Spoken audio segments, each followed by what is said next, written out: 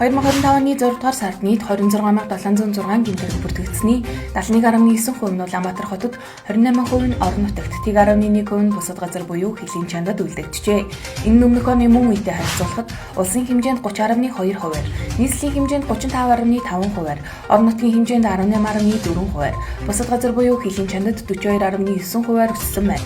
Энэ оны эхний 6 сарын байдлаар гэмтэрэг 17 аймагт өсөж, ховдод хамгийн их буюу 10.3%, Говьс өмгөрт 9.7%, Усад 5.7%, Хөвсгөлт 2.8%-аар тус буурчээ. Гэмтэрэг 7 дүүрэгт өсөж, Налайх дүүрэгт хамгийн их буюу 18.1%-аар буурсан бол Баханга дүүрэгт 16.7%-аар буурсан байна. Хамгийн өндөр хувь эзэлжвэ гэмтэргийн төрөл.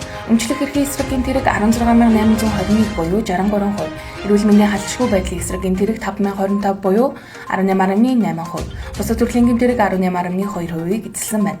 Өмчлөх эрхийн эсрэг буюу хулгайлах, дээрэмдэх, заллах, малын хулгайн гэмтэрэг өмнөх оны мөн үетэй харьцуулахад 37%-аар өссөн бол эрүүл мэндийн халдшгүй байдлын эсрэг гэмтэрэг 5.9%-аар өссөн байна. 2025 оны 6 дугаар сард нийт 1,897,854 зөрчил бүртгэгдэн шалгагдсан нь өмнөх оны мөн үетэй харьцуулахад 28%-аар өссөн байна. Нийт бүртгэгдсэн зөрчлийн 75.5% нь Улаанбаатар хотод, 24.5% нь орон нутагт бүртгэгджээ. Бүртгэгдсэн зөрчлийг ангиллаар нь авч үзвэл 92% нь замын хөдөлгөөний аюулгүй байдлын тухай хууль зөрчих, 4.6% нь олон нийтийн газар зүй бусаар бие авч явах, 1.3%-ийг гэр бүлийн хүчирхээлтэй тэмцэх тухай хууль зөрчих, 3.1%-ийг бусад төрлийн зөрчил эзэлсэн байна.